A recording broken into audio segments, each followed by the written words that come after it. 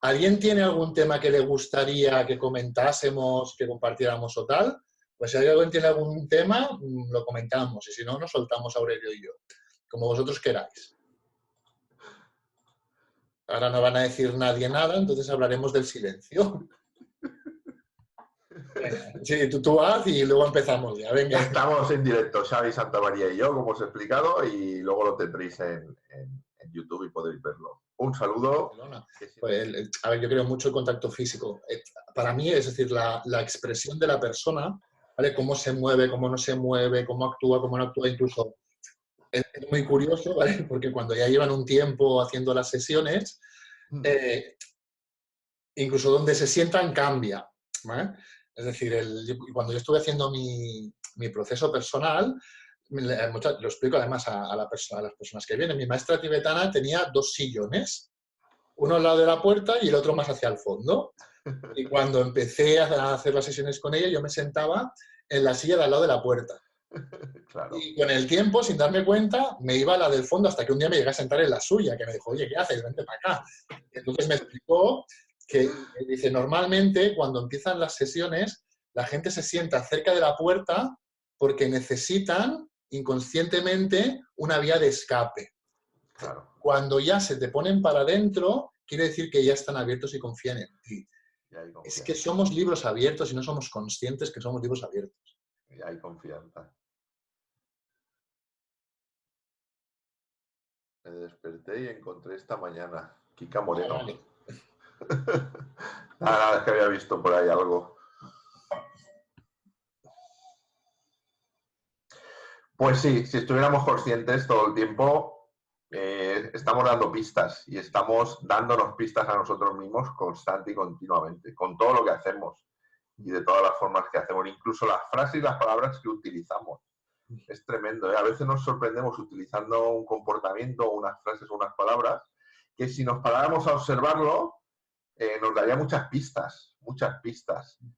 Y muchas de ellas, lo digo porque esto me apasiona, ya las decían nuestros padres tal cual, pero tal cual, ¿eh?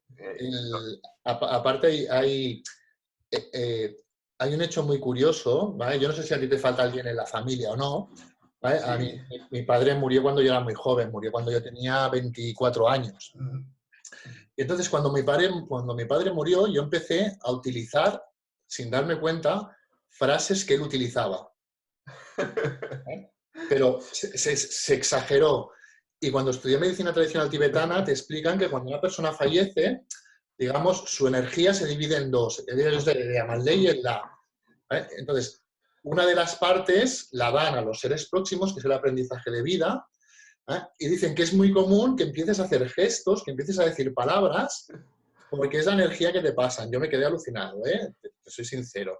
Todavía se remarca más. No, que me encanta. Sigue, me encanta.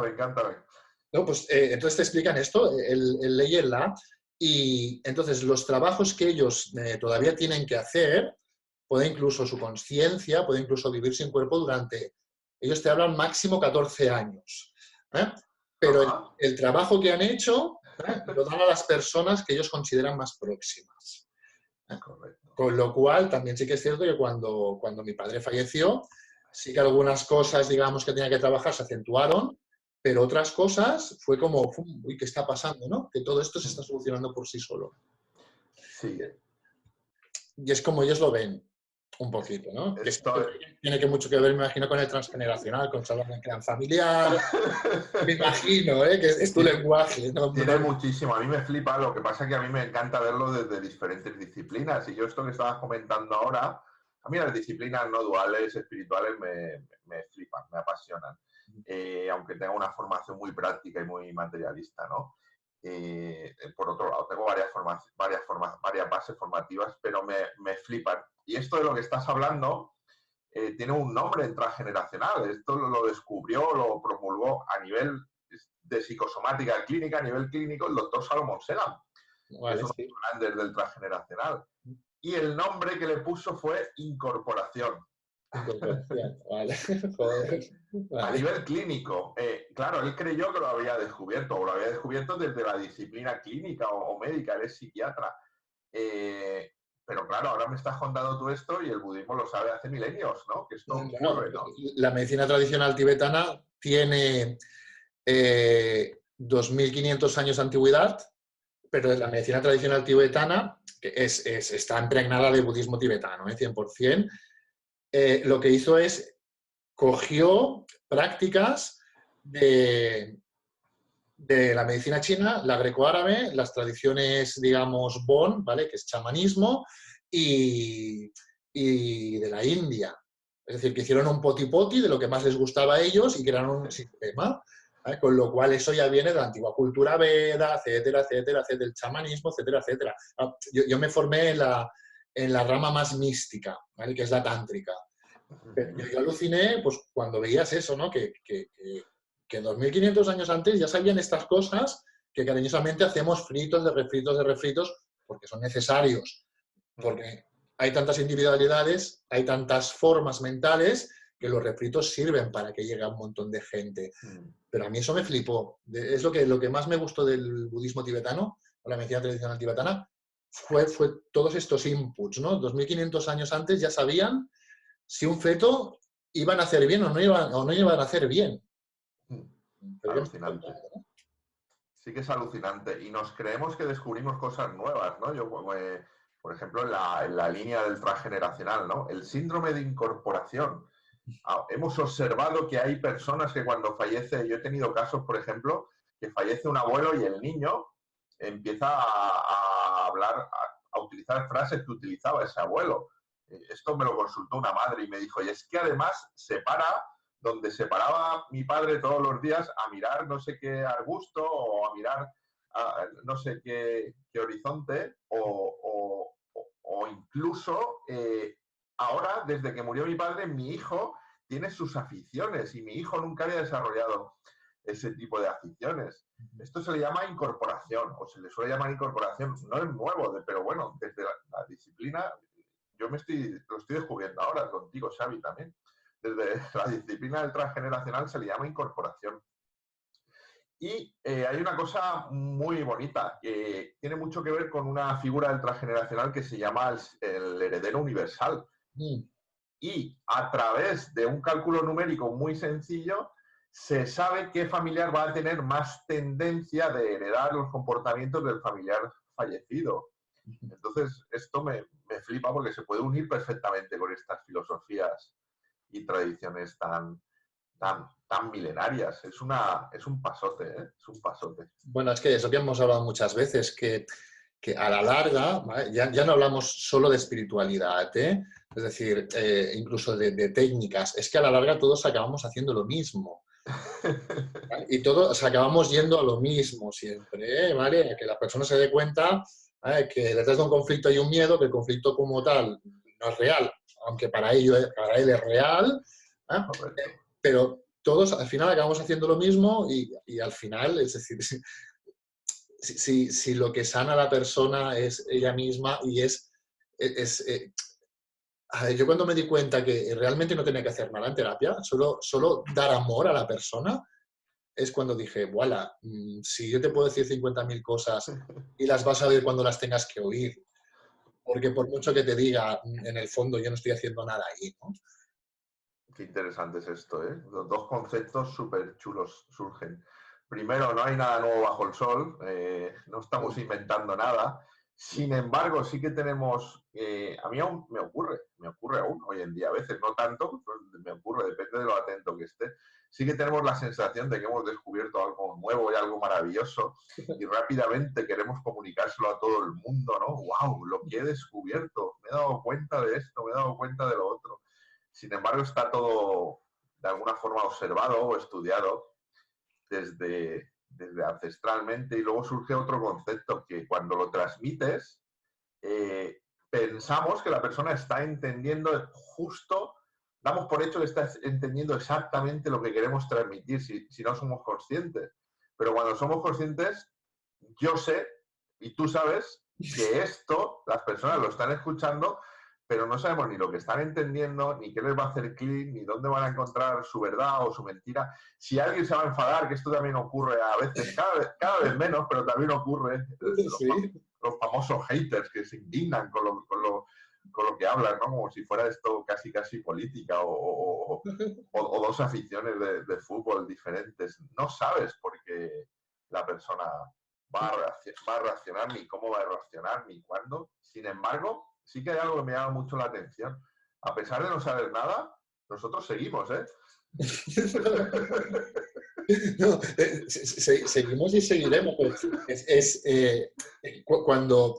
Además, cuando tú observas, ¿vale? Que lo que tú comentabas, ¿no? Ahora estamos hablando, entonces yo estoy interpretando que tú entiendes lo que yo estoy entendiendo, ¿vale? Entonces, cuando yo te veo triste, ¿vale?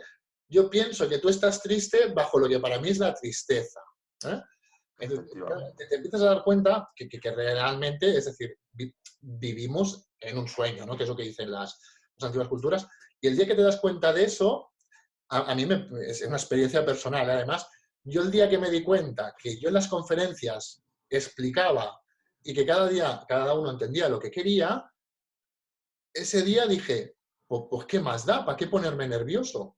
¿Qué más da lo que diga? Ese día es el día, cuando lo hemos hablado muchas veces, cuando dejé de prepararme conferencias. Dije, ¿qué más da? Sí que tranquiliza mucho, ¿eh? Sí que tranquiliza mucho. Hace poco tuve una conferencia y sorprende, ¿eh? Donde la mitad, ¿no? Pero un tercio de las personas o una cuarta parte se ponían de pie y gritaban y defendían. Y yo había un momento que no terminaba de entender nada. Digo, ¿qué está pasando aquí en el público hoy? Pero lo dejé fluir bastante. Quiero decir, nunca sabes muy bien lo que va a ocurrir. Pero quizá me coge eso 3 años antes y digo, pero no sé, me pongo nervioso, digo, qué locura es esta, ¿no? Sin embargo, lo que tú dices, una vez te das cuenta de que nada está bajo nuestro control y de que es una ilusión y de que no saben muy bien por qué está sucediendo esto, a no ser que tú le des una interpretación personal, confían muchísimo. Fue muy divertido aquello, ¿eh? Aunque algunas personas se fueron muy enfadadas, no sé, pero no saben nunca por qué. Es lo que tenían que vivir. En el fondo es un yo que se siente atacado constantemente. Hay una frase que a mí me gusta mucho, que utilizo muchas veces, que es que la palabra es vacía, ¿vale? Sin un yo que le dé contenido. Si no existe un yo, la palabra en sí no significa absolutamente nada. Entonces, cuando tú observas que la palabra es vacía sin un yo, entonces podrás observar que si tú eres consciente que la palabra es vacía y yo soy consciente que la palabra es vacía, nos podremos unir en ese vacío y no defenderemos mi concepto de esa palabra, ¿vale? Que es lo que pasó en esta conferencia, que Sí. cada uno estaba defendiendo su punto de vista y al no ser un punto de vista igual que el otro, me siento atacado y, bueno, lo que hablamos el primer día, creo, que, es decir, mis puntos de vista van en base a mi estructura mental, a mi forma de pensamiento. Entonces, si tú y yo tenemos una forma de pensamiento igual, si es igual, somos iguales, estamos unidos. Y si es diferente, mi forma de pensamiento es esta, la tuya es esta, estamos separados. Entonces empieza el juego, como estamos separados, pues yo te voy a intentar cambiar a ti, tú me vas a intentar cambiar a mí. ¿Para qué? Para unirnos, porque todo tiende a la unión.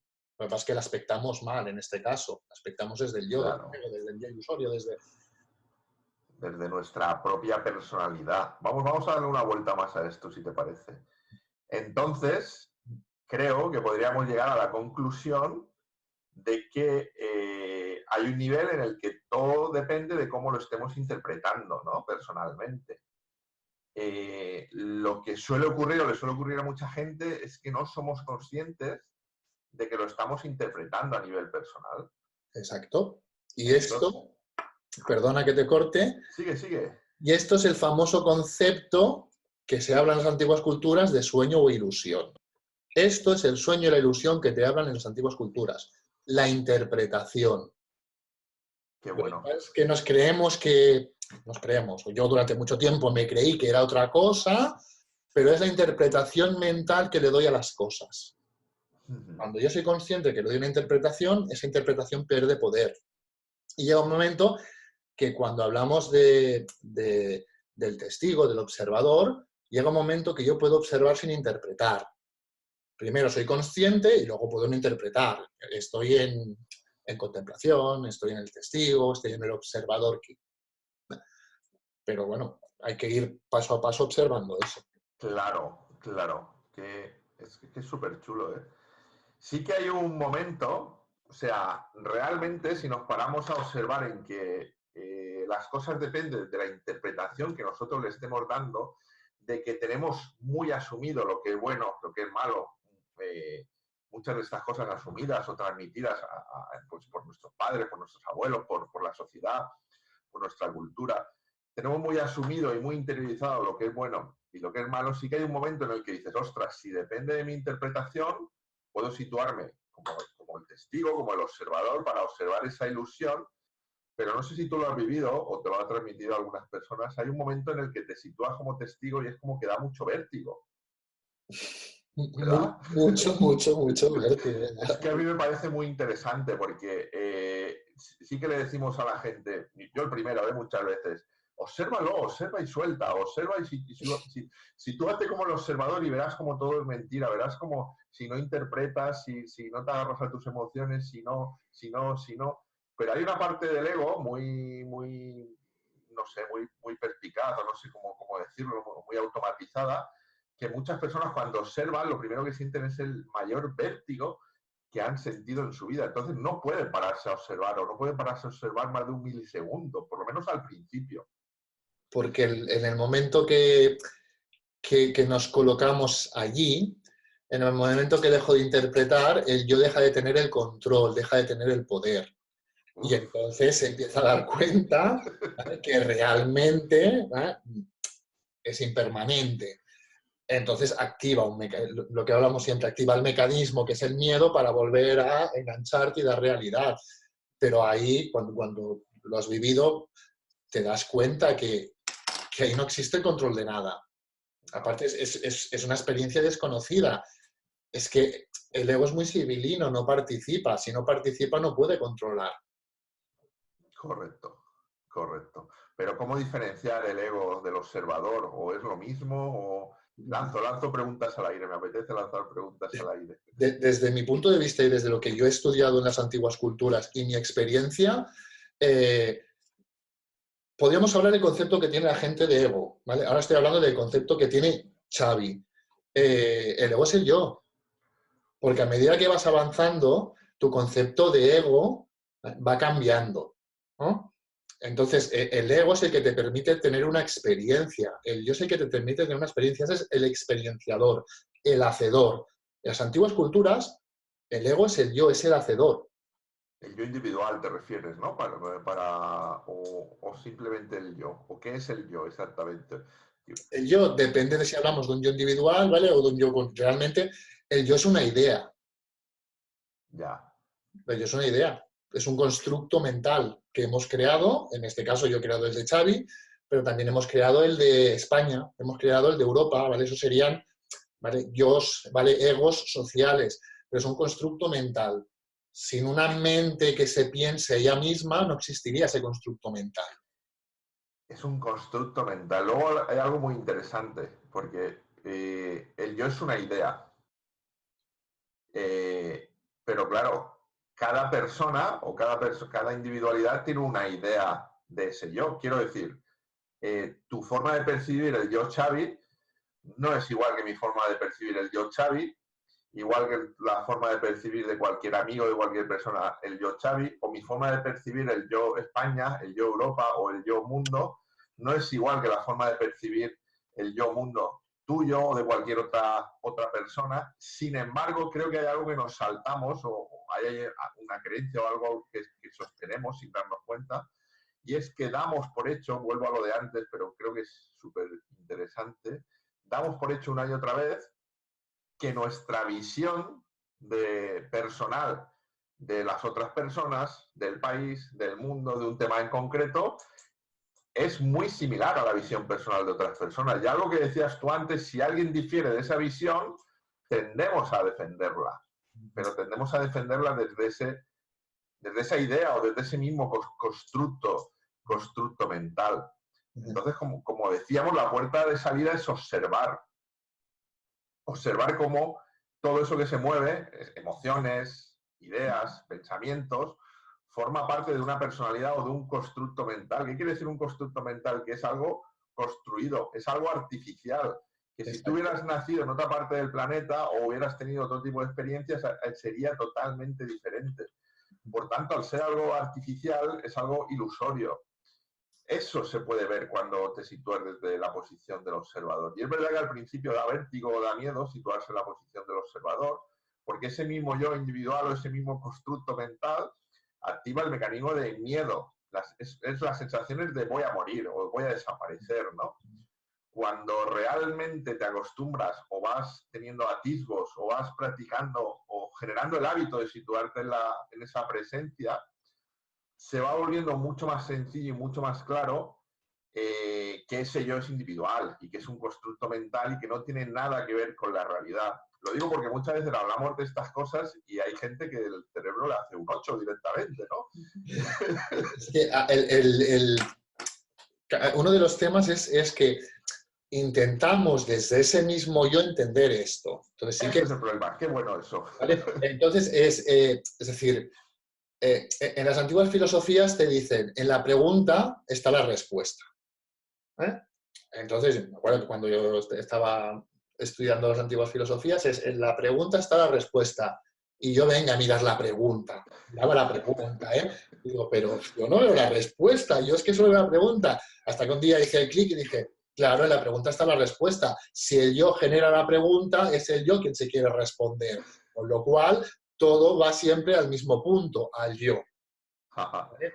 Entonces, claro, sí que es cierto que tenemos que poco a poco intentar ir deshaciendo, si lo quieres llamar, o dejando de sostener esa forma de pensamiento. Pero a la misma vez, como intentamos llegar ahí desde esa mente dual se da existencia ella misma. Es una contradicción. Por eso se habla de que es experiencial. Cuanto más lo busque, más existencia estoy dando a esa mente que busca. Cuanto más preguntas espirituales y profundas me haga, más existencia le doy a ese yo que hace la pregunta y a ese yo que tiene que buscar la respuesta. Entonces, es un pez que se muerde la cola, pero bueno, poco a poco es ir deshaciendo conceptos realmente, incluso espirituales, ¿eh? No sé si lo ves igual tú. Lo veo totalmente igual. Lo único es que me plantea, que cada cosa que comenta me plantea 1000 preguntas. Que me las hago a mí mismo, que las lanzo. No, sí. Las lanzo al aire. Cuanto más preguntas, cuanto más buscas, digamos que más se está alimentando ese yo individual de alguna forma. Sin embargo, seguimos buscando. Cuanto más intentamos comprendernos, incluso, más se está alimentando ese yo individual. Sin embargo, seguimos intentando comprendernos. Cuanto más queremos solucionarnos a nosotros mismos diferentes cosas, más se está alimentando ese yo individual. Sin embargo, seguimos queriendo solucionar cosas. Y esto me hace, bueno, me viene algo muy interesante que yo me planteé en su momento y aún me planteo hoy en día. ¿Realmente hay un proceso de aprendizaje, un proceso de disolución del yo? ¿O existe, como creo que fue Ramana Maharshi el que más claro habló de esto, o existe una vía directa donde te puedes ahorrar todas estas historias? ¿O depende del nivel evolutivo de cada persona? No sé, hoy estoy muy preguntón, son preguntas que me surgen. Yo ahora te suelto mi teoría particular, que la sabe la gente que me viene a ver. Desde mi punto de vista, para mí hay dos caminos, ¿vale? Uno sería que ya fueses consciente, entre comillas, ¿vale? Entonces puedes decidir, punto, se ha acabado, la vía directa que tú le llamas, pero mi experiencia es que... Claro, a mí me ocurre algo parecido. Y luego está la vía 2, ¿va? Que cariñosamente cuando nos acompañamos con la gente que me viene a ver, se lo digo, y además se lo digo, y algunos incluso cariñosamente me insultan, no te preocupes, tú sigue, pero si al final lo vas a hacer por agotamiento, como todo el mundo, va a llegar un día que vas a estar tan hasta las narices de ti y de todo el follón que tienes en tu vida que vas a decir, estoy hasta las narices, que le den por saco a todo, incluso a mí mismo, es el famoso rendirse, ¿eh? Y me rindo y todo cae como un castillo de naipes. Se desploma. ¿Vale? Aquí tenemos, con todo el cariño, aquí tenemos una persona que lo ha vivido hace 2 meses, ¿vale? Que ahora está aquí, y que al final, cuando acabó todo, es que se dio cuenta. Mira que me habías dicho muchas veces que sería por cansancio. Y es que fue así, y claro, es que es así. Al final te cansas agotamiento. Dini, perdona. Agotamiento. Sí, por agotamiento, ¿no? Por agotamiento. Es que es muy agotador. Es que no nos damos cuenta de la cantidad enorme de energía que consumimos dándole vueltas a esto y no nos damos cuenta de la energía ilimitada que nos atraviesa o que forma parte de nosotros cuando esto se derrumba. Cuando esto se derrumba realmente, como tú dices, cuando esto se desmorona por agotamiento. Y sí que es cierto que, como tú dices, quizás sea importante recorrer el camino en el que las personas creen que es un proceso, hasta que toquen con esa creencia o toquemos con esa creencia y se disuelva o se vaya disolviendo.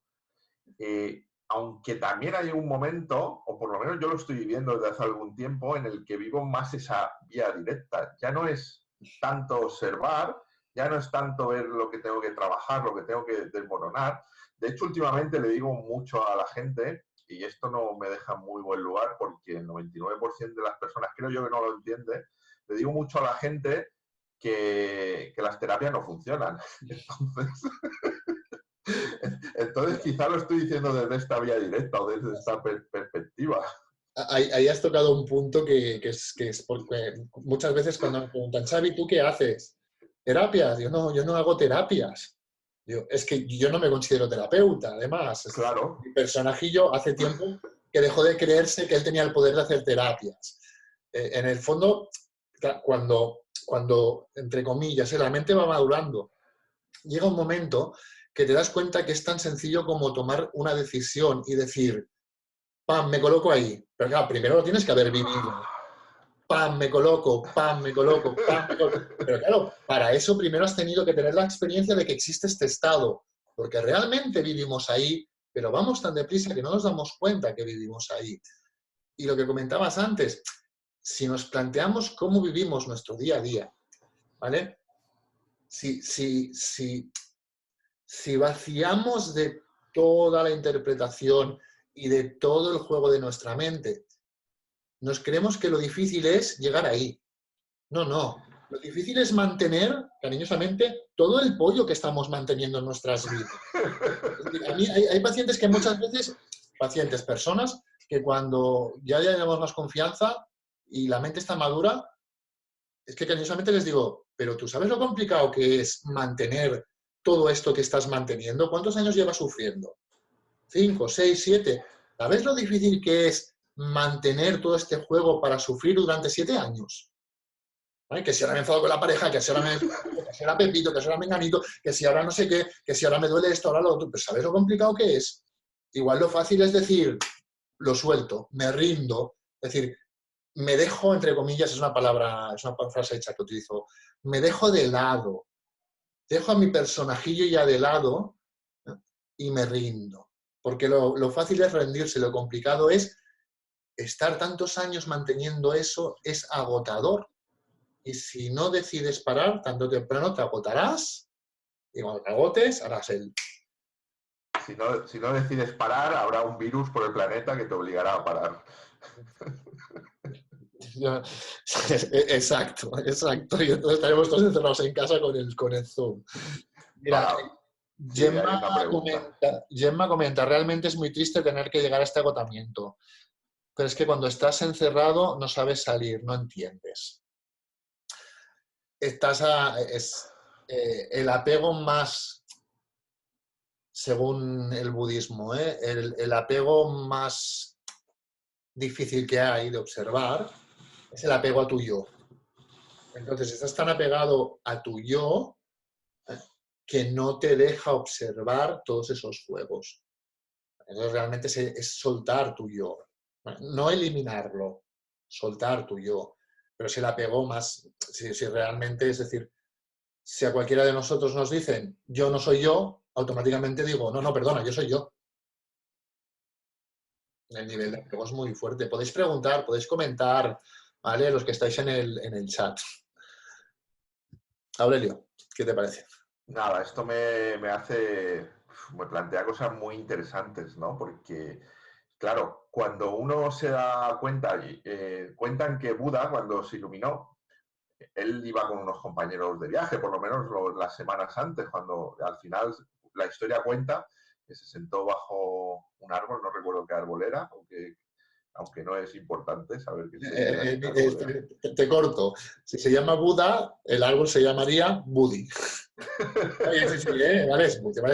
El nombre de Buda viene de Budi, ¿vale? Buda significa la mente despierta. Buda no es una persona, es un estado de conciencia. Perdona que te... No, es genial el apunte, es genial. Es genial porque al final todo es un estado de conciencia. Esto es otro tema súper interesante, claro, porque la gente, este es el tema más común, ¿no? Habla de abundancia, habla de paz, habla de bienestar, pero al final todo es un estado de conciencia, realmente. Hablan, o yo al menos he leído que cuando se iluminó fue a sus compañeros con los que transitaba sus últimas semanas por allí mendigando por diferentes zonas de la India, a decirles, ya lo he descubierto, ya me he iluminado, ya sé lo que es esto, pero no tardó mucho en darse cuenta de que sus compañeros no lo entendían. Sí, sí. Entonces eso es un poquito otra vez aferrarte al yo o contarlo desde la perspectiva personal o podría ser sin darte cuenta. Entonces, desde esa visión de ser iluminado, de ser autorrealizado, creo que es importante porque sí que hay un primer momento en el que flipas, ¿no? Y dices, wow, ya está, venid todos a mí, que ya está claro, ya sé por dónde va esto. Y hay un momento en el que te das cuenta de que eso no funciona y creo que es muy importante entrar más aún en el corazón y entrar bueno, muchas enseñanzas lo llaman, entrar en esa compasión y en esa humildad de escuchar, de comprender y de saber que la persona, aunque el proceso sea aparente, está viviendo un proceso. Entonces, o te pones un poco en su lugar, por llamarlo de alguna forma, o eres humilde, empatizas y eres compasivo, y te das cuenta de que te va a entender según su propia interpretación y según su propio yo personal, o quizá tu mensaje no funcione. Creo que esto me da no lo he leído, pero ahora hablando de todo esto me da la sensación de que le pasó no solo a Buda, sino supongo que a muchas personas, a muchos maestros. Es que cuando hablamos de iluminación, del despertar, etcétera, etcétera, estamos hablando de estados de conciencia, como tú dices. Entonces, no es lo mismo despertar que estar despierto. Wow. No es lo mismo estar iluminado que iluminarse. Son conceptos muy diferentes. Porque yo despierto, pero si despierto me puedo volver a dormir. Si estoy despierto, no estoy dormido.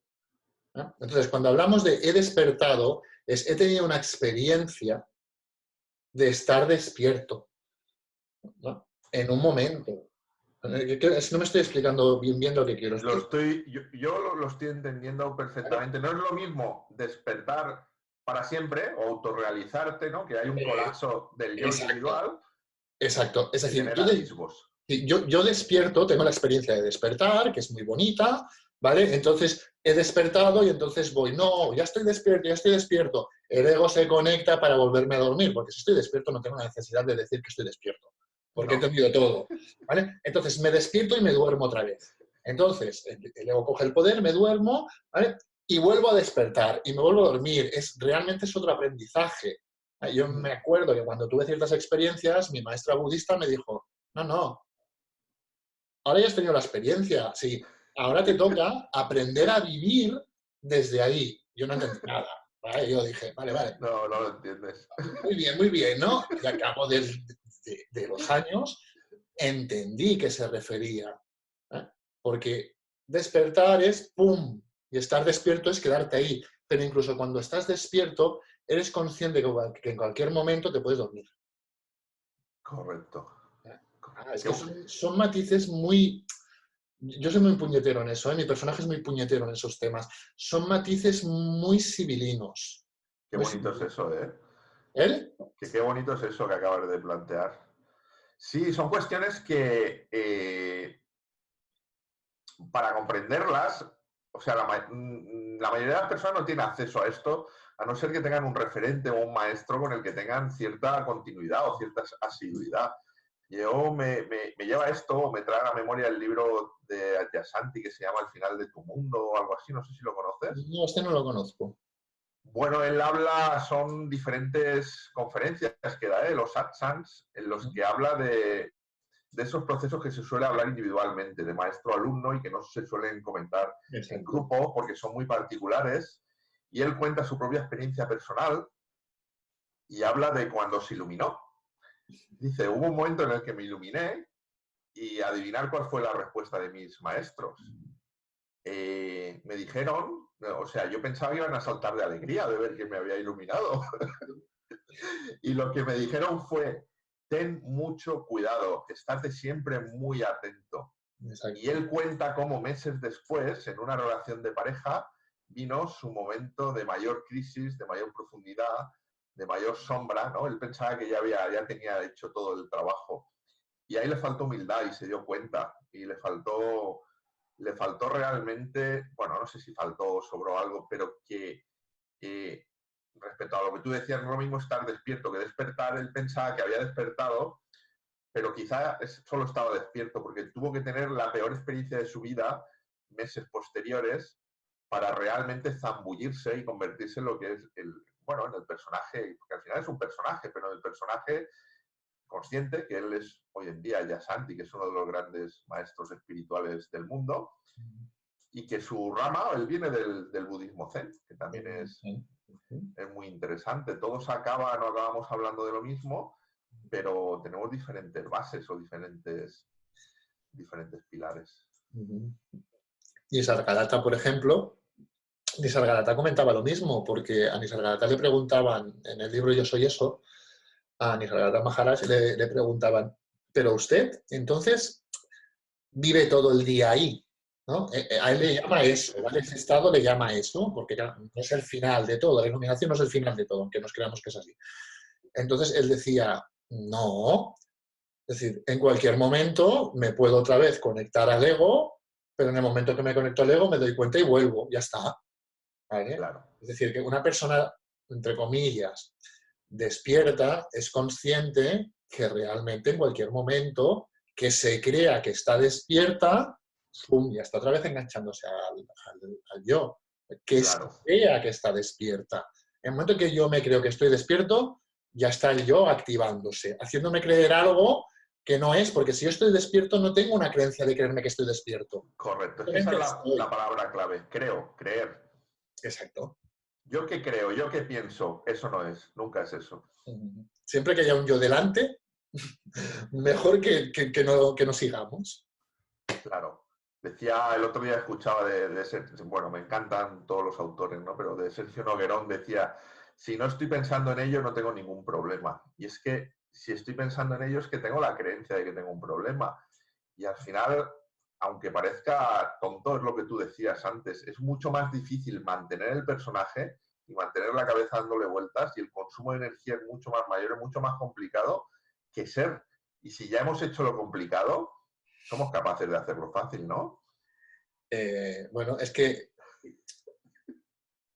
realmente es fácil. Es decir, es el yo el que juega eso. Ahora cuando has comentado lo del problema, es primero el yo a qué juega. El yo primero juega a que centres tu atención en el problema. El problema es que centras la atención en el problema. Y puedes estar años ahí. Perdona, es que... Entonces, claro, no ves las posibles soluciones. Luego te llevará a que te centres en la solución, en buscar una solución. Pero si hay un problema, hay una solución, es dualidad.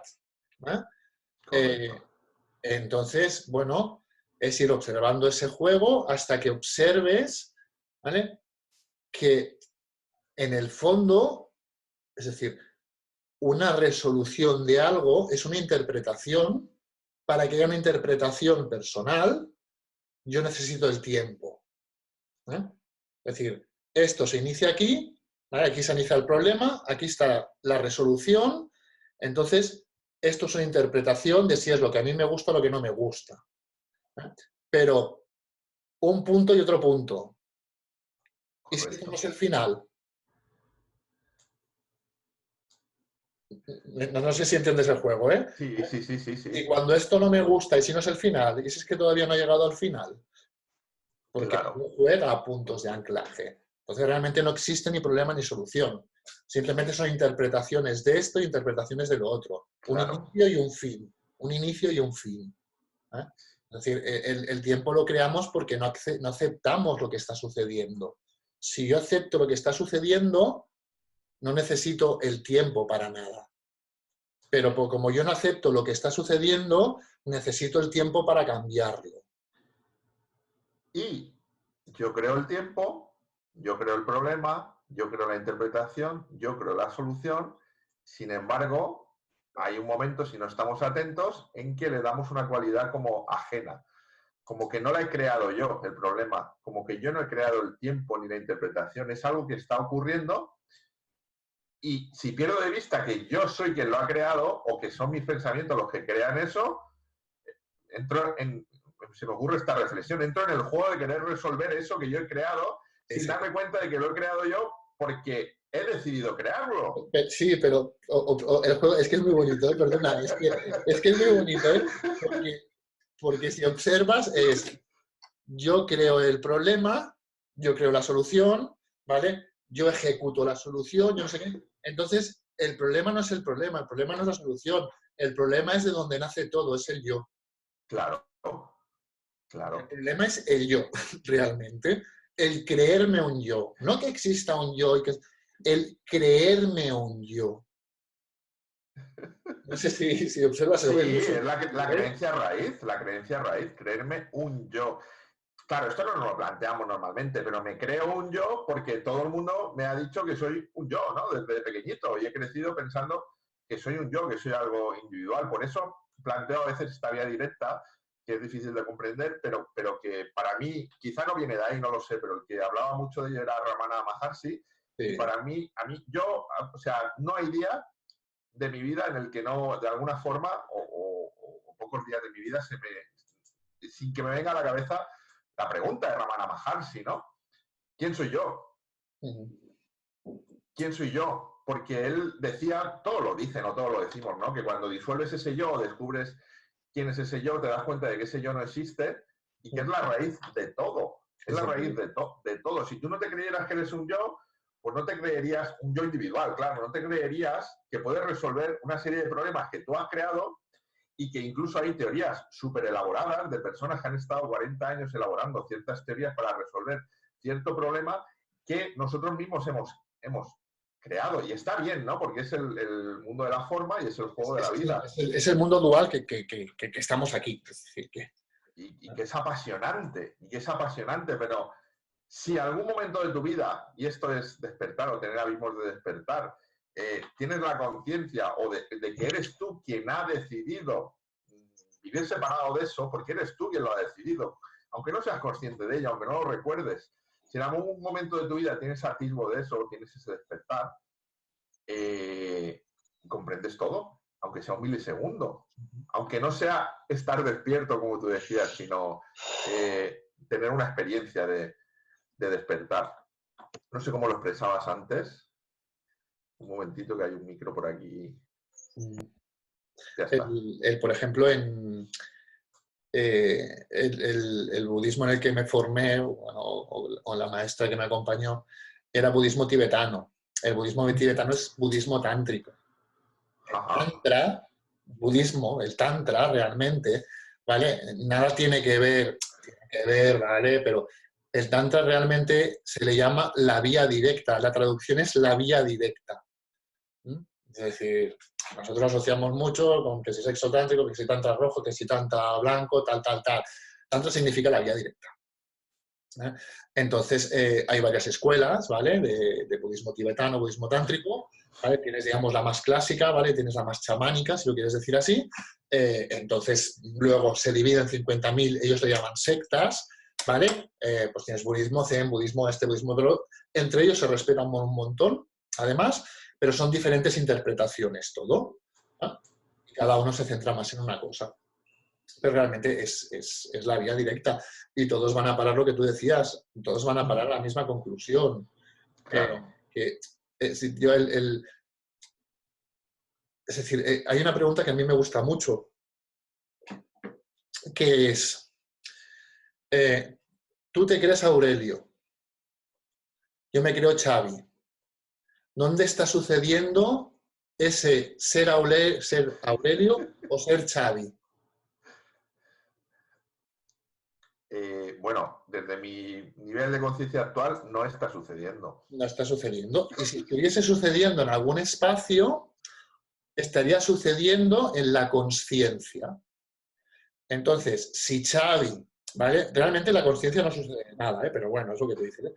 Pero si Xavi está sucediendo en la consciencia, Aurelio está sucediendo en la consciencia, toda esta gente que nos está escuchando está sucediendo en la consciencia, cuando yo me doy cuenta que si estoy sucediendo en la consciencia, estoy compuesto de consciencia, con lo cual soy consciencia. Soy consciencia.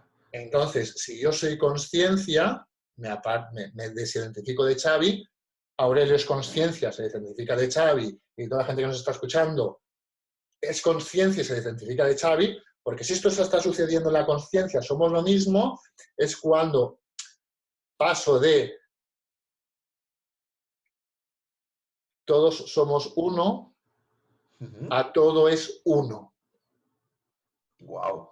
¿No? Qué bueno Y esto. luego el siguiente paso es todo es unicidad, cuando entiendo que ya no es Xavi el que está sucediendo en la consciencia ni Aurelio, sino que es todo lo que está sucediendo en la consciencia realmente no sucede en la consciencia, sino que es consciencia.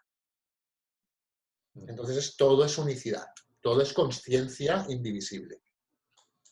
¿No? Son los pasos, ¿vale? Que, desde mi humilde punto de vista, Sí, no. O sea, vas...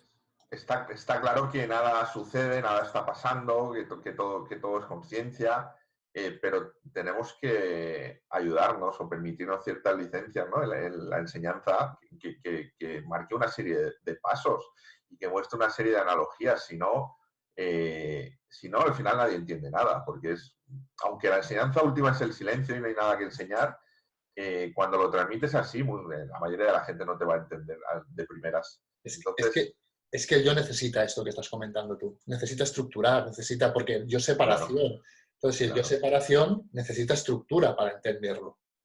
correcto, correcto. Hay una cosa que me llamó mucho la atención y es que veo que muchísima gente está transmitiendo el mismo mensaje. Sin embargo, yo hubo un momento de mi vida, hace ya algunos años, ¿no? Que me di cuenta de que algunas personas llenaban salas de 5.000 personas y otras personas iban a verlos o a escucharlos 2 o 3 personas. Y yo me planteé, vamos a ver, si todo el mundo está transmitiendo el mismo mensaje, ¿cuál es la diferencia? Y se lo pregunté a una persona, porque no tengo mucho contacto a ella, Diego, se llama Diego, y que es experto en marketing, su especialidad es el marketing. Y me dijo, los que llenan salas transmiten para la mente, transmiten algo estructurado, transmiten para el yo individual. Y eso me hizo darme cuenta de muchas cosas. Entonces, ahora al comentarme tú esto de que es necesario transmitir así para el yo individual, fíjate que los que están más cerca de la verdad o de la resolución o de la autorrealización son los que normalmente, los que no llenan salas. Sin embargo, el 99% de la población prefiere un mensaje estructurado, un mensaje mental, un mensaje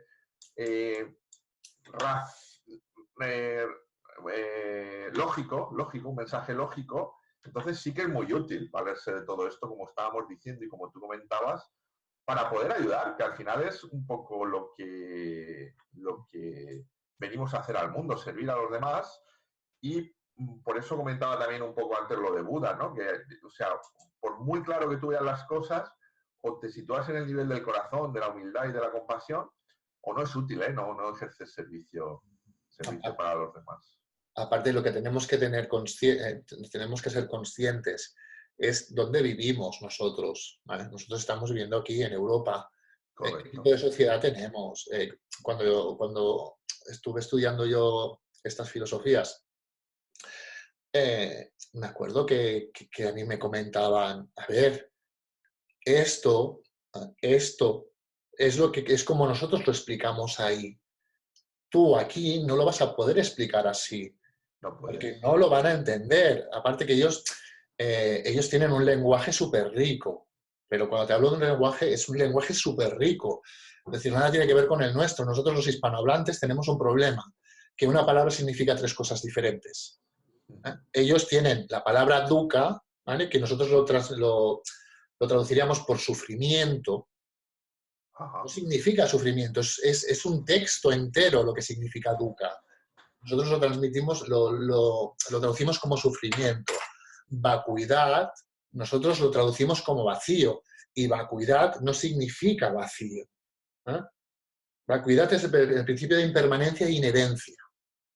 Y lo que te dicen es que te sumerjas en la vacuidad, que medites en la vacuidad. Entonces, hay un problema, no puede. Me acuerdo un día hablando con mi maestra que me comentó, ¿tú eres consciente que estás aquí? ¿Tú eres consciente que tú aquí no vas a poder acompañar con el silencio?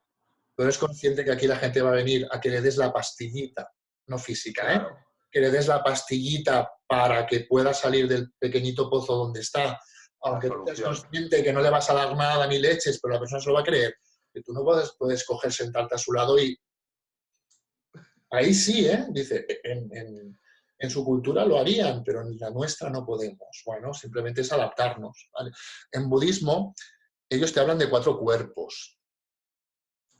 El físico, el mental, el emocional, el energético, y luego hay un quinto, que muchas de las técnicas que yo he estudiado no lo tienen presente. Ellos te hablan del cuerpo físico, del mental, del emocional, del energético, y cuando tienes estos equilibrados por ellos solo y equilibrados entre ellos, lo tienes que integrar en el quinto cuerpo, que es el entorno. ¿El? Entorno. El entorno. El entorno. ¿Entorno se entiende por lo que nosotros entendemos entorno? El entorno, sí, por el entorno. Es decir, en tu caso sería la sociedad, ¿vale? La familia, etcétera, etcétera. Pues todo eso lo tienes que integrar con el entorno porque es un cuerpo más, ya no es tan tuyo, pero eres tú el que interpreta el entorno, eres tú el que se mueve respecto al entorno. Tienes que integrarlo en el entorno, porque si no lo que haces es, ¡fum!, ¿vale? Te cierras hacia ti mismo. Wow. Y ese concepto me gustó muchísimo, ¿no? Aprender que es cuando luego con el tiempo tienes la experiencia de que no hay ni interior ni exterior, porque si no tienes en cuenta el entorno, te giras hacia ti, y es lo que hemos hablado muchas veces, haces la misma huida hacia el interior y te olvidas de lo exterior. Es un movimiento de huida. Qué chulo esto, Xavi. Qué chulo. El entorno como quinto cuerpo. Cuentan que en las antiguas logias egipcias, ¿no? en esas sociedades antiguas llamadas esotéricas, uno de los últimos pasos a las personas que estaban aprendiendo allí era volver a su vida normal. O el último paso era volver a su vida normal. Y si lo superaban, se les consideraba maestros o se les consideraba que habían aprendido todo. Y alguien me dijo una vez, que creo que esto vale mucho para nuestro mundo occidental y para España seguro que vale muchísimo, para la cultura latina, es si crees que estás iluminado, vete a vivir con tus padres una temporada. Alguien me dijo eso una vez. Sí, sí. Es que sí es, a ver si lo estás o no lo estás. Para que veas un poquito el desajuste que hay entre lo que nos llega a nosotros y lo que realmente ahí transmiten. Si nos sumergimos en la antigua cultura Veda, en la cultura Veda, hablo, ¿vale? No en los libros Vedas y en la medicina, no me acuerdo cómo se llama la medicina india, ¿cómo le llaman? No sé si es la Ayurveda. La Ayurveda. No hablo de Ayurveda, ¿vale? La antigua cultura Veda,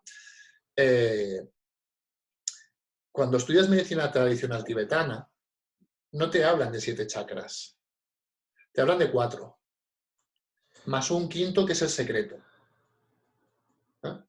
Es decir, si vas a la India, no me acuerdo en qué museo era, tiene los antiguos Tankas Vedas, salen 4 chakras más 1. Aquí nos han llegado 7, que existen esos puntos energéticos, pero no son chakras, ¿vale? Para ellos, pero eso solo lo vas a descubrir si realmente te sumerges en su cultura y tienes gente con su cultura. Es decir, cuando nos llegó todo aquí, estamos hablando de los años 60, cuando llegó todo a Europa, la gran mayoría de cosas llegaron a través de Lord Mountbatten, que era el tío de Carlos de Inglaterra. Pues planteémonos que en los años 60, es decir, ahí se hablaba Pali. De Pali hay 1000 dialectos diferentes, ¿vale? Entonces tienes el maestro que habla Pali, ¿vale? El que hace de traductor en la India en los años 60, ya me dirás qué inglés tenía. Pues primero, tenía que hablar el mismo Pali, cosa complicado, ¿vale? Tenía que entender bien el inglés, ¿vale? Cosa complicada. Maestro le transmite a la persona, al traductor. El traductor le transmite, ¿vale?, a la otra persona. Y la otra persona viene aquí y lo transmite. Entre medios, del Pali al inglés, del inglés, ¿vale?, al castellano, y del castellano cuando llegas aquí. Nos llega todo cambiado. Porque cuando una cultura va a otra cultura, esta cultura aprende de ella, ¿vale? Nosotros vamos y aprendemos de ellos, pero es que ellos también aprenden de nosotros, con lo cual se modifica todo. Yo me acuerdo que cuando con la maestra tibetana me lo explicaba, me decía, ¿pero tú te crees que lo que llegó aquí en los años 60 tiene algo que ver con lo que explicaba? Dice, a ver, Javi, piensa un poco. Es decir, entonces cuando empiezas a entender, ¿vale?, que aquí han llegado interpretaciones, poco a poco se va puliendo, pero ha llegado mucha interpretación. Por eso que Fíjate, son muy reacios a transmitir conocimientos, porque ellos trabajan por arquetipos. Entonces, ellos cargan un arquetipo, ¿vale?, una energía, ¿vale?, entonces la cargan y durante años lo mantienen todo al pie de la letra. Un día ya te explicaré cómo funciona y te reirás además. es una pasada. Esa energía la van cargando. Entonces, si ellos transmiten esto y aquí nos llega de esa manera, nosotros estamos modificando este arquetipo que llevan miles de años cargándolo y respetándolo. Por eso Totalmente. son tan reacios a facilitarte o permitirte experienciar según qué ritual, según qué puya se llaman ellos, según qué puyas, etcétera, etcétera, etcétera. Por el ego nuestro, por el ego europeo. Fíjate que ahora responderemos las preguntas que hay de Gemma, pero fíjate que me lleva a reflexionar esto también, porque una vez leyendo a Jodorowsky, algo resonó mucho en mí, o sea, me dio mucha certeza esto. Él ponía en duda la existencia de los 7 centros energéticos. Jodorowsky, que es uno de los padres de la psicogenealogía, él es director de teatro y bueno, utiliza el tarot de Marsella, es un gran personaje que utiliza lo simbólico para ayudar a las personas. Y hablaba de 4 centros.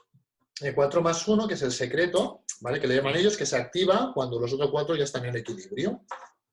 Lo curioso es que él contaba que había llegado a esta conclusión un día experimentando con el tarot, que vio unas sombras en el suelo de una persona y se dio cuenta de que eran 4 centros, pero a mí me da ahora que me estás contando esto, que era una forma de transmitir un poco al mundo un mensaje más interno que él ya conocía.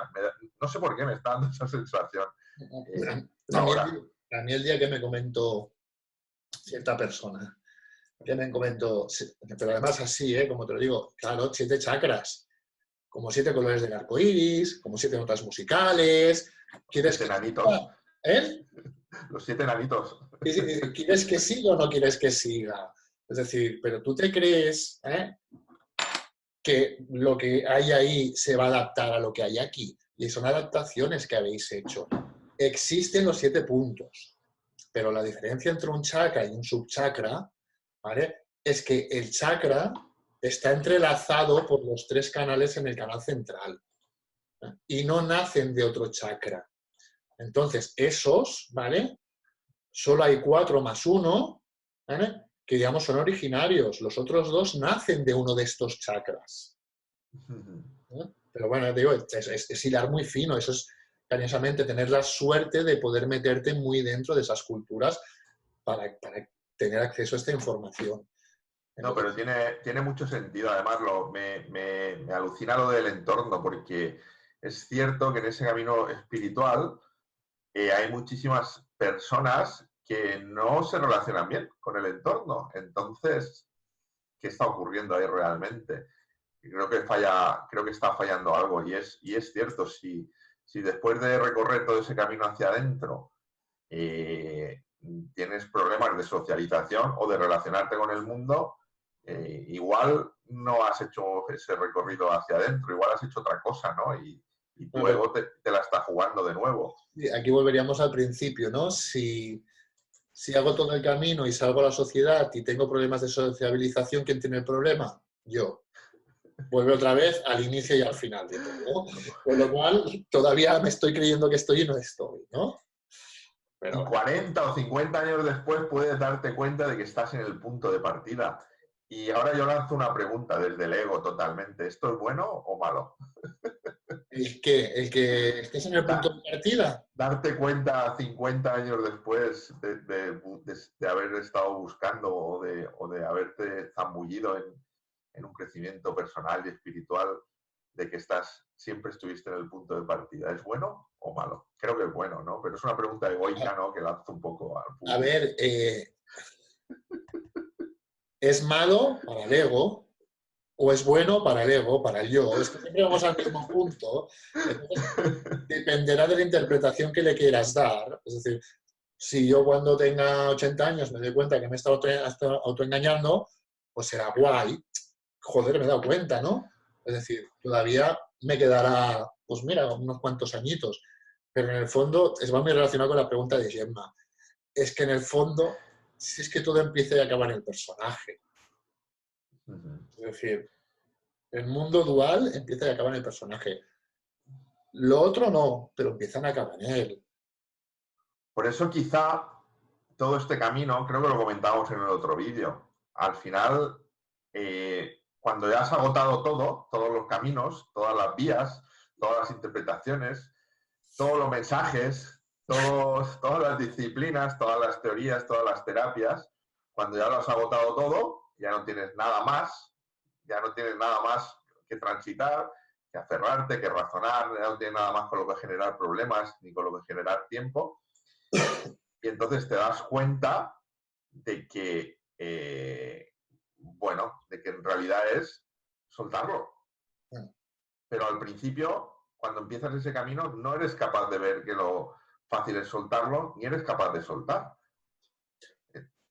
Porque confundimos muchas veces el soltar con bloquear sentimientos y emociones. Eso es buenísimo. Eso es muy bueno, Xavi. Esta semana he estado haciéndome preguntas sobre eso. ¿Vale? Soltar con bloquear. Cuenta. En bloquear sentimientos y emociones y entonces a desasociarme de las cosas, ¿no? A desasociarme. No. Es decir, es lo que hablamos, que es una ayuda interior. Soltar no es pasotismo, no es me importa tres narices, no es me vuelvo encefalograma plano emocional. No, el soltar, ¿vale? Sucede cuando te das cuenta que todo es una historia mental que te has estado explicando y entonces cuando lo puedes soltar realmente, pero hasta que no te das cuenta que es una historia mental, estarás jugando. Empezarás a soltar, ¿eh? Y te apegarás al soltar. Pues bueno, te apegarás al soltar y cuando te apegues al soltar, lo que hemos hablado muchas veces, te aparecerá como un vacío, que no sé por qué, pero no estoy bien. Pero claro, estoy muy bien porque nada me afecta, pero no estoy claro. Es que has roto el vínculo con lo exterior. Porque es que lo exterior está pasando aquí, está pasando dentro tuyo. Entonces tú no puedes cortar puedes cortarlo, pero no puedes cortar ese vínculo. Porque lo que estás haciendo es bloquear realmente, lo estás soltando. Soltar. Es igual, pero bueno. Soltar, sí, lo veo igual y además me parece un punto súper interesante. Yo a veces, gente que viene a consultarme, a veces sí, a veces no. Lo que hacemos es desbloquear, ¿no? Desapegarnos de creencias y de programaciones internas realmente. Es lo que como yo trabajo. Entonces, a veces cuando alguien se desapega o se da cuenta de ciertas cosas durante unos días, no siempre, pero durante un día se puede sentir muy triste, se puede sentir muy resentido, muy rabioso, o puede surgir un miedo muy grande. Y aquí viene, creo yo, que tiene relación con esto que tú estás diciendo, aceptar y vivir nuestras emociones o bloquearlas. Aquí mucha gente dice, no quiero sentir esto. O he ido a ver a Aurelio, he ido a ver a Xavi, he ido a ver a quien sea, he tenido una conversación o hacer una terapia o lo que sea y me siento peor. es muy buena señal, para mí, desde mi punto personal, es muy buena señal sentirte peor, en el sentido de que puedes sentir ese miedo, puedes sentir esa tristeza o puedes sentir esa rabia. Aquí hay dos opciones. Me siento peor, entonces lo bloqueo, que hay gente que se va a conectar con su ser, a meditar o a buscar otras disciplinas, otras terapias. Digo terapias porque a la gente le encanta llamarlo terapia, aunque no es terapia realmente. O entiendo que ese miedo que ha surgido quizás estaba ahí mucho tiempo y quizás es un aferramiento mío de hace mucho tiempo o de una interpretación mía personal, y si dejo de desbloquearlo, pues voy a trascender algo y voy a conectar con lo que estoy buscando realmente. No sé si tú lo ves igual, pero es que esto sí que me parece alucinante, porque tenemos la tendencia a evitar sentir lo que es desagradable, y el camino de salida es el opuesto, o el camino de desintegración del yo o de trascendencia es el opuesto, es sentirlo. Sin embargo, aún hay mucha gente que dice, es que te llamo porque no quiero sentir esto. Enhorabuena, tienes que sentirlo. Tarde o temprano tienes que sentirlo. Si no, estás perdido o estás perdida. Pero aquí llega para mí, el juego del absurdo, ¿vale? Porque a ver, estoy sintiendo miedo y no quiero sentir miedo, pero si ya lo estás sintiendo. A ver, pero si ya lo estás sintiendo, si realmente tú no tienes el poder para decidir no sentirlo, porque aunque lo bloquees, lo vas a sentir. Solo hay una solución, que es aceptarlo, es sentirlo, no juzgarlo, ¿vale? Y entonces, ¡fum!, desaparecerá. Pero, es decir, el día que te das cuenta que tú no tienes el poder para no sentir algo, ese día es como dices, vale, pues es que solo puedo aceptarlo. A mí muchas veces cuando me viene la gente es que siento ansiedad, es que no quiero sentirla. ¿Qué estás sintiendo ahora? Ansiedad. Pues no vas a poder no sentirla. Ahora mismo no vas a poder no sentirla. No luches contra ello. Es que si estás en un juego imposible. Es un absurdo. Claro. Y el 99,9% de la vida de las personas, la mía incluida durante mucho tiempo, es huir de eso que estamos sintiendo. Claro. Entonces nos construimos una vida llena de ocupaciones, llena la llenamos de todo lo que, bueno, llena de placeres externos inmediatos, la llenamos de un montón de cosas que en realidad no es que nos estén llenando, es que nos están ayudando a evitar sentir eso. Exacto. ¿Y me dejas que sea malo? Eso no puede ser malo, aunque le pongas intención. Y dentro de esas, ¿vale?, está también, ¿vale?, el trabajo, el no sé qué, ¿no? Está la espiritualidad también, Claro, como huida de uno mismo, ¿vale? claro. Que esa, cariñosamente, así. Todo el mundo es un Otra paso. huida, otro juego más que me meto para evitar sentir. Es que el apego, el desapego, también es un concepto que no está no está bien entendido. El desapego no es no tener un vínculo, no es no sentir. El desapego real lo experiencias cuando tienes la experiencia de que todo es impermanente. Cuando tú tienes la experiencia de que todo es impermanente, entonces ahí experienciarás el desapego real. Porque si todo es impermanente, no te puedes apegar a nada. Pero confundimos el desapego. Una vez una persona me dijo algo muy bonito. Cuando yo estaba en la etapa de que había ido hacia adentro y había roto el vínculo con el exterior, me dijo, ¿qué? ¿Estás bien con el desapego? Dice, sí. Dice, pues ahora que te has ido a este extremo, dice, ahora a ver si recuerdas que también hay que sostener. Que hay que aprender a sostener. Porque te has ido al otro extremo y no estás sosteniendo nada, ni una amistad, ni un trabajo, ni nada. Dice, tienes que encontrar el equilibrio entre sostener, ¿vale?, y no apegarte. Qué bueno es esto, ¿eh? Entonces nos vamos de un lado a otro. Qué bueno es esto. Al final seguimos en el juego dual, ¿eh? Al final Y hay algo que has dicho que es muy importante, que el desapego es una consecuencia de la experiencia, de lo inmaterial. Sí. Sin embargo, solemos, de alguna forma, logiquilizarlo, no me sale Racionalizando. de alguna forma estructurarlo mentalmente. Voy a soltar esto, cuando eso no se puede hacer. Sueltas como consecuencia de la experiencia de lo impermanente. Por eso, bueno, las prácticas pueden ser muy importantes, prácticas de presencia. Hay un paso muy bonito, es que cuando te das cuenta que el yo no tiene poder de nada, ¿vale? Que simplemente te ha hecho creer que tenía el poder de soltar, el poder de sostener, el poder de no sé qué, ¿vale? Y algún día que te das cuenta que el yo no tiene poder de nada, simplemente te ha hecho creer que tenía poder. Qué bueno, darse cuenta de eso, ¿verdad? Bueno. Soltar, realmente es el soltar y entender, pues, bueno, que hemos hablado muchas veces, que las cosas suceden. Qué bueno. No, del mensaje de hoy hay algo que me parece muy, muy interesante, y es que es tan importante el ir hacia adentro como relacionarte con tu entorno. A mí eso me ha llegado, ¿eh? O como sostener tus amistades, tu red social de alguna forma, ¿no? O saber más o menos relacionarte bien, integrarte, Es que seguir integrado en tu entorno. Si tú te vas al extremo, ¿vale? De que bloqueas sentimientos y tal, ¿vale? Estás sosteniendo el desapego.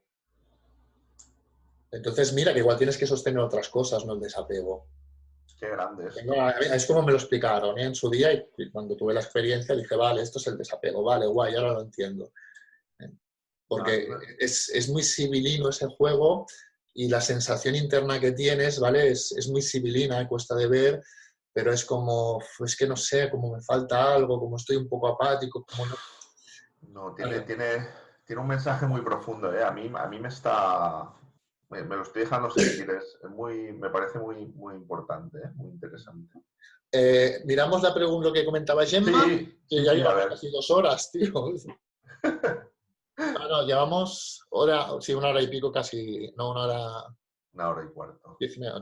Mira, Gemma dice, entonces la conciencia se divide en nosotros, ¿para qué? Para aprender. Yo creo que el mensaje mental funciona porque nos ha enseñado a trabajar con la mente, no con el corazón, sí. ¿La conciencia se divide en nosotros? No, no. Ese es tu ego creyéndose importante que se divide en ti, ¿vale? ¿Para qué? ¿Para aprender? No, es decir, la conciencia no se divide, la conciencia es. Y aprender es humano, es decir, la conciencia no necesita aprender, ese es un concepto que hemos creado nosotros y un juego que ha creado el ego para tenerte entretenida. La conciencia ni divide, ni no divide, ni aprende, ni no aprende, ni hace nada, porque no entiende de conceptos mentales. No sé si tú cómo ves tú lo de la conciencia. Totalmente, lo veo tal cual como tú. Lo único es que, claro, mucha gente no llega a percibirlo así porque es una experiencia o está viviendo cierto camino. Pero ahí me refiero yo a que con eso, cuando yo digo las terapias no funcionan, o la mayoría de los vídeos que vas a ver en internet sobre espiritualidad no están hablando de espiritualidad, cuando yo digo eso, me refiero precisamente a eso, a que no hay nada que aprender, a que todo es conciencia y todo esto sigue exponiéndose y sigue formulándose desde el ego. Y no es bueno ni malo, simplemente si lo tienes presente, bueno, te va a ayudar a conectar con tu ser, realmente. Sí, sí. Realmente. Mira, Gemma dice, pero dicen que venimos a este mundo a aprender, ¿no? Lo repito, sí, vas a encontrar mucha gente. Incluso yo me voy a permitir la licencia muchas veces de decirle a las personas que venimos a este mundo a aprender. Para mí es otra creencia, es otra historia más del ego. Podemos dejarlo para otro vídeo, hablar de otros planos, hablar de cómo no se manifiestan las almas. Aparte de eso que tú dices, que es que lo has explicado perfectamente. ¿Quién viene a aprender? El yo. Pero es que el yo no es real, es una ilusión, es un pensamiento. Entonces... Aún así, repito, lo digo porque para mí es entrar en un tema muy delicado en el sentido de que muy poca gente está diciendo esto. Vais a encontrar muchas teorías que dicen que tenéis que aprender. vais a encontrar mucha gente que dice que esto es una escuela, que hay otro mundo lleno de almas, que no sé qué, que no sé cuántos, que yo superior. Está bien, todo está bien, ¿eh? Todo está bien y utilizarlo mientras os sea útil. Pero tarde o temprano hay un momento en el que te das cuenta de que todo eso son teorías, son pensamientos, son creencias promulgados o elaborados por un yo. Y si volvemos a esto, volvemos una y otra vez porque es importante para desestructurar ese yo.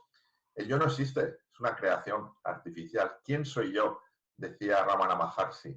De hecho, decían que su Arran, ahora creo que ya no, porque ahora lo lleva Muji, pero cuando lo llevaba Ramana Maharshi, estaba lleno de discípulos por allí, por los pasillos, lanzando esa pregunta sin parar. ¿Quién soy yo? ¿Quién soy yo? ¿Quién soy yo? ¿Quién soy yo? Esperando a que viniera una respuesta Muchos esperaban que viniera una respuesta de otro plano, incluso, ¿no? Cuando, como bien ha dicho Xavi, en la misma pregunta está la respuesta. No hay espacio-tiempo, no hay un yo. ¿Quién soy yo? Eso. Para mí, lo que mejor define quién soy yo es eso. Yo soy conciencia, pero incluso utilizando este término, hay un momento en el que te das cuenta que ni siquiera ese concepto, esa terminología está definiendo ese yo o ese eso, porque al final es un concepto y viene del propio yo también. Entonces, estamos hablando de algo que es una experiencia o incluso que va más allá de la experiencia y que la verdad es que es muy difícil de explicar y como decíamos al principio no sabemos muy bien lo que está entendiendo el otro, pero insistimos porque hay una parte nuestra de servicio, por llamarlo de alguna forma, que siente o que vive, que puede ayudar a muchas personas a ir desestructurando ese yo y a ir conectando con eso que somos. Enlazando con lo que decías antes, ¿vale? De cuando Buda se iluminó y se lo fue a explicar a sus discípulos y se dio cuenta que no se lo podía explicar, ¿vale? Es una frase que utilizamos también mucho en espiritualidad. En la rueda de la vida budista, ¿vale? A manos, si la miras de frente, a mano derecha normalmente, ¿vale? Hay un Buda señalando la luna. Entonces, es cuando te dicen que las palabras, ¿vale? Indican el camino, ¿vale? Que las palabras, ¿vale? Te están indicando. Ya está. Apuntan, señalan. Te señalan, ¿vale? Te indican, ¿vale?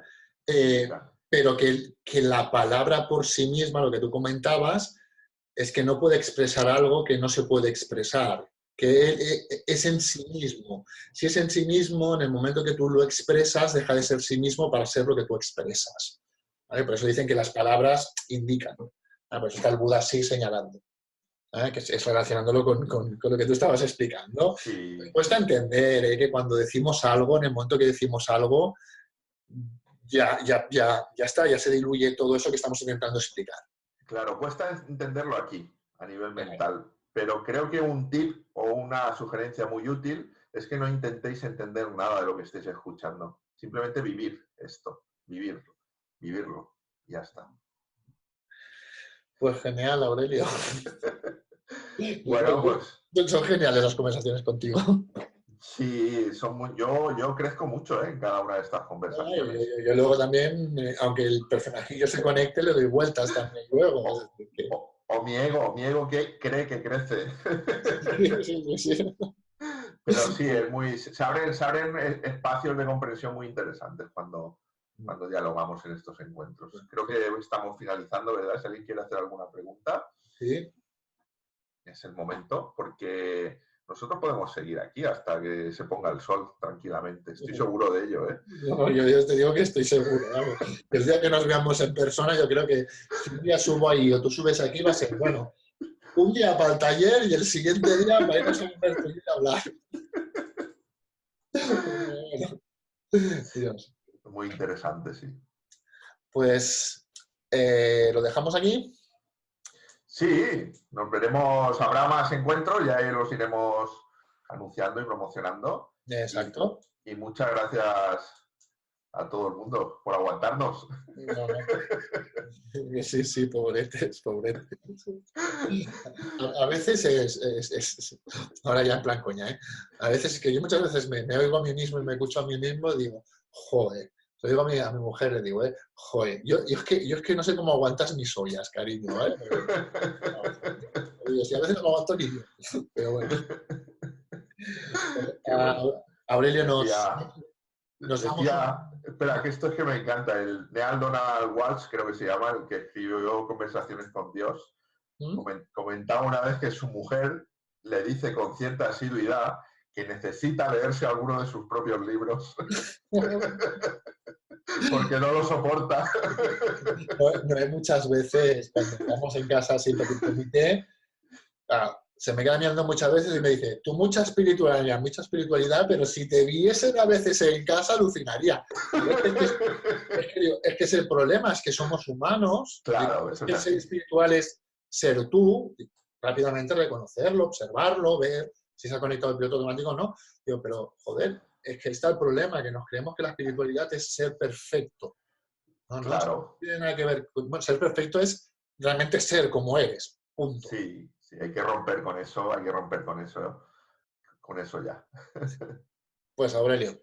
Nos vemos pronto. Estamos en contacto. Un abrazo. Muchas gracias a los que quedáis y nos vemos en unos días. Hasta luego. Hasta ahora.